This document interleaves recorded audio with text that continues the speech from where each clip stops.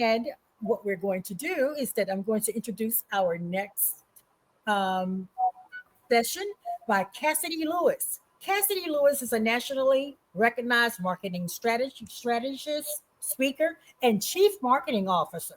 She has over 15 years of marketing and sales experience, with 7 of those years in the legal industry. So I'm now going to give the floor to Cassidy Lewis, talking about marketing basics that we all should know about our businesses.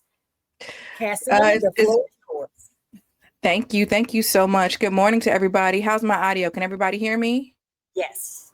Okay, Yes. awesome. I'm going to share my screen. Okay, can we all see that? Yep, we got it. All right. So you guys, I only have a few minutes with you today. So I'm going to talk pretty high level, and then if and when you guys have questions, feel free to jump in either in the chat or just come off mute and ask me a question. So today we are talking about marketing beyond the hoodie, creating a profitable database after the sale. So I am currently in service-based marketing. There's essentially two types of marketing: service-based and product-based. If you own a paraphernalia company, but you also own another company, like a financial services company, these strategies apply across the board. I just know that we do, have some vendors here. And so that's why it's titled Beyond the Hoodie. So my name again is Cassidy Lewis. Have been the Chief Marketing Officer at Cooper Hurley Injury Lawyers since 2017. 15 years of marketing experience, undergraduate degree in marketing from the Elizabeth City State University, and then a graduate degree in digital marketing. I currently lead a 5-person marketing department, and I also own a business called the CMO Academy, which is a learning platform for marketers. And then I'm also a proud member of Delta Sigma Theta Sorority Incorporated across Delta Chi, just in case anybody's here from Delta Chi. And now I'm a member of Suffolk Alumni here in Suffolk, Virginia. All right. So typically, if you are a vendor, you, let's say, attend a convention, right? Let's say you attended my convention this summer. You have a booth, a setup, and somebody comes and purchases a scarf, a hat, a hoodie, a jacket, whatever it is. There is an exchange of money, right? They paid you, I hope, and then they walk away. Same thing. Let's say, hey, I don't do any in-person events. I do all my sales via email or via social media or basically digitally. So an email gets sent. There is, again, that exchange of money. And then that person walks away digitally, walks away from your site. After they submit payment, they walk away from your site. Why is this an issue? When we do not stay in touch with the customers, it does not allow two things: repeat buyers and brand affinity. Okay. So repeat buyers, we want people to consistently purchase from us, right? Why do we want that? Um, One of the most important reasons is that they are your cheapest customer. I talk a lot on these stages about cost per lead, cost per sale, things like that. It doesn't matter what industry it is. Your repeat buyers are your cheapest customers. Okay, you have to do less convincing for them to them. Also, that's an issue after they walk away because you are not building brand affinity with them. You're not building trust with them. They are not referring you to people. The ones that have the most brand affinity, the ones that like you, like your brand the most, which goes beyond the hoodie. This is why it's entitled that. That goes beyond the hoodie. These are your most loyal customers. All right. So how do we solve that? Database marketing. So again, I have my master's in digital marketing. Hands down, if I had to choose a marketing channel, it's going to be database. It's going to be your database. It is going to be your database. I know we live in a very AI, digital SEO, AIO, GEO, PPC, LSA world, and any other acronym you can think of, your database is the most important marketing asset you have. Don't let anybody tell you any different.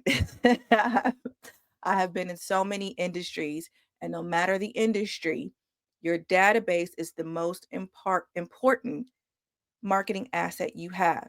And it's for this: we don't own any other marketing channel. Okay. I spend over $500,000 on TV, but in October, I have to come off of TV because I live in the state of Virginia and political ads are going to run my ads up too much. They're basically going to run me off of TV, right? It's going to run my ads up. I spend a few $100,000 a year on billboards, and I work at an injury law firm. I work at Cooper Hurley Injury Lawyers, and I signed a contract for, let's say, 20 billboards 1 year. My account manager calls me and says, "Hey, about 10 of those billboards you're not able to do." And I said, "Well, why not?" They said, "Well, we're also in contract with a national large insurance company, and in their contract, an injury lawyer cannot be within a mile of their billboard." I don't own billboards. Digital, I'm a digital marketer. We don't know what's what. I was getting AI leads, so leads from ChatGPT, Perplexity, all of them for months, and I was teaching people how to do it. And about 2 weeks ago, my AI leads dried up. I didn't do anything different. Now there was some algo or there's a core update from Google and this and that. I didn't do anything differently because I don't control Google. I don't control ChatGPT. I don't control Adams Outdoor, which is our billboard company. I don't control broadcast TV. Right now, we don't know who controls broadcast TV. The only thing that you can own is the information in your database. It's the only thing you can own. And I'm not saying don't do digital. I'm not saying don't do billboards or anything else. I'm telling you that the only information, the only marketing channel that you own is the information in your database. All right, so we're going to do 3 quick steps. Again, I only got a few minutes with you guys. This is usually like an hour-long talk. Number 1, get it. Get the database. Go get the database. Go spend the money on HubSpot, Constant Contact, MailChimp, whatever it is. Go get the database. And I didn't put this as a step in here, but you have to actually use it. So you say, "Oh, yeah, I got MailChimp." If you don't use it, you don't have it. So number 1 is to make sure that you have a database that you know how to use. There are 25 other companies out there. These are just 3 that I'm the most familiar with. Um, all of the companies have how-tos if you don't know how to use them. And I came in on the tail end of the last speaker's presentation. Go get a virtual assistant to maintain the database. But step 1 is to get the database. Step 2, fill it. If you have it and it's not filled, it doesn't matter. So typically, and this is the last one, but it had to be up there. Typically, your database is at least filled with past customers. Okay, at least. But you should be looking to fill it with as many people as possible. You don't own that. So those social media followers that you have, I don't care if you are the most popular online D9 vendor. Your Instagram, TikTok, Facebook could be suspended tomorrow for absolutely nothing. We got suspended one time because we were talking about a grocery store. We were sponsoring free groceries. Hey, we're going to give away, I think it was $8,000 in free groceries at the Berkeley supermarket. And we got suspended. If you could tell me what I did wrong, I'd love to hear it. We ended up, the suspension ended up ending, but we don't know what we did. You don't own any of that. So go put your past customers in there, but you should be filling it with as many people as possible. Do in-person giveaways, right? I have a multi-million-dollar budget, and some of the most important marketing that we do are giveaways and raffles, because it puts people in our database. Take something really nice, have people scan a QR code to enter it.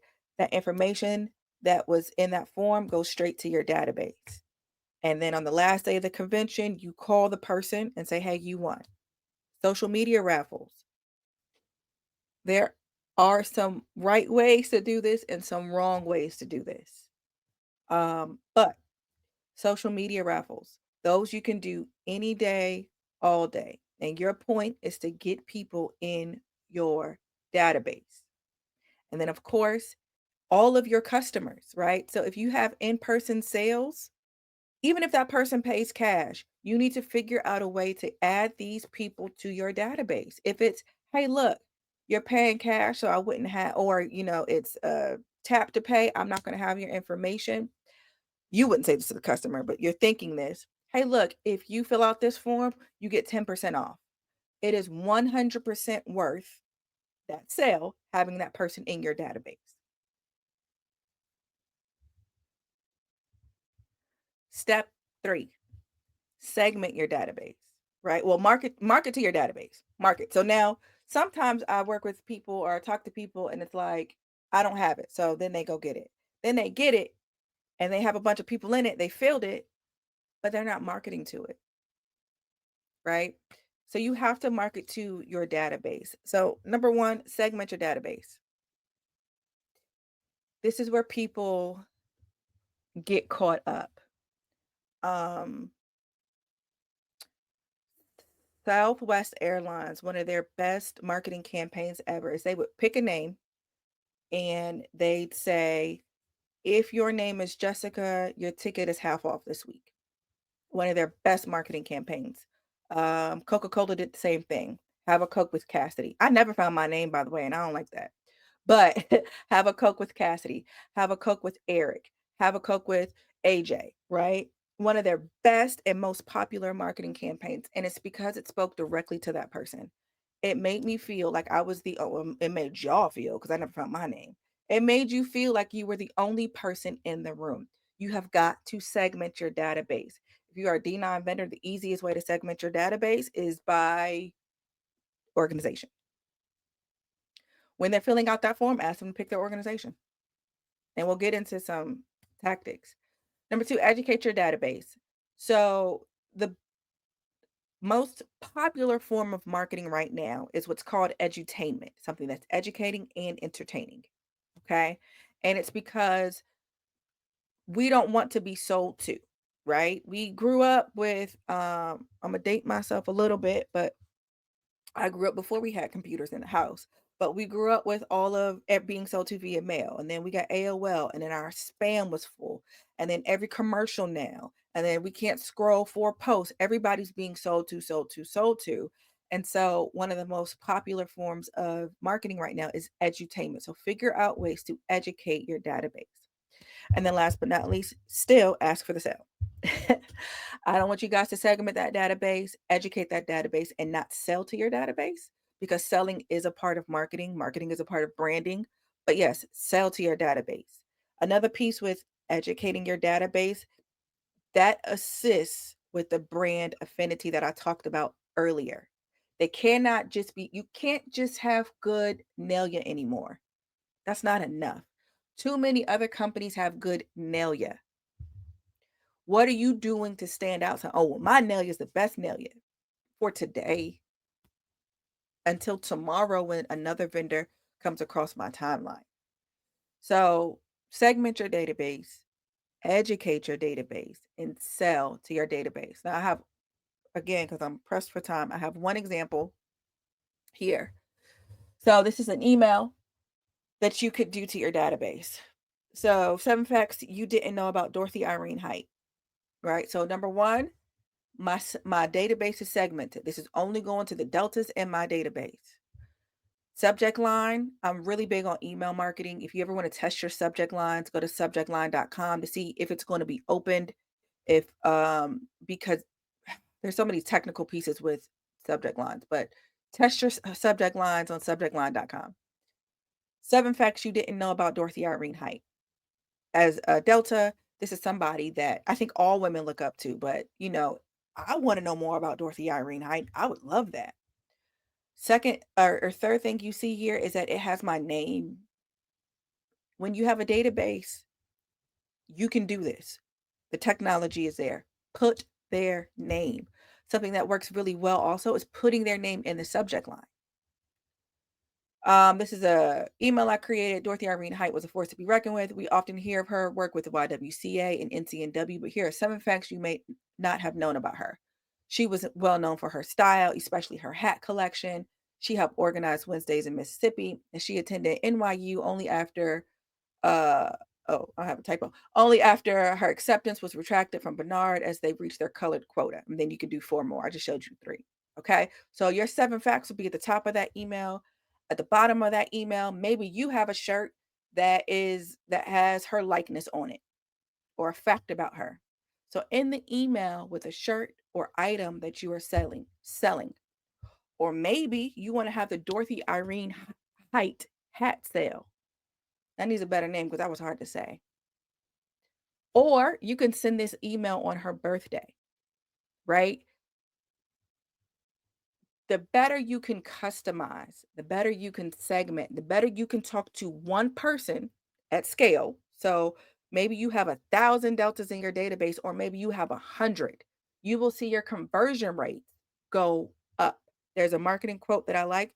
You can either talk to the universe or you can talk to your universe, right? So this is just an example. I had wrote down, I had 4, and then I said, I don't have long enough to talk about that. So this is just one example of something that you can do. Thank you, everybody. Thank you, Angelica, for asking me to speak. I talk marketing for days on LinkedIn. You can follow me at Cassidy Lewis or linkedin.com/Cassidy the marketer. And then, like I said, I have that online video academy. Think of it as a Netflix for marketers. You can see it at the CMO Academy. I will be sure to share all of that information and your contact links. Thank you so much. And also, congratulations on your recent accomplishments with the American Marketing Association as well. Thank you. Thank you. Thank you. You're an inspiration. As a matter of fact, I'm completing a 3rd master's in digital marketing and advertising. So a Good. lot of God bless you. things, yeah. God bless you. God bless you. Yes, and a lot of things you said resonates with me, and with some lessons or some assignments that I have due later on tomorrow by 11:59. But thank you so much, Cassidy You're Lewis. welcome. And we will share those links. And if you have questions, I'll make sure I get those forwarded to Cassidy. She has a big event later on today. I would like to also add on a 4th database, or CRM. Eric, take the floor and let them know about the 4th one. Cassidy gave us 3. Add on your 4th, and then we're going to go on to Dr. Alvin S. Perry after you. This is great information. I think she hit so many points. I'm just going to share really quick. There was a gentleman that my wife follows. He had probably 900,000 followers on Facebook, and I mean, he just shows you how to kind of get really energetic in the morning with some little quick exercises. Well, his Facebook account got hacked. Somebody posted some adult material, and he lost, they said, 600,000 followers in the first hour, and they shut down his account. And what he never had was their email addresses, which is the most it's more valuable than almost as valuable as Bitcoin. And what we try to do is educate people on how to retain information that belongs to them. You don't own your space on Facebook. You're not really even leasing it. They own the platform and everything and the data. You want to own your own data, and you really you want to get to the point where you're using it, right?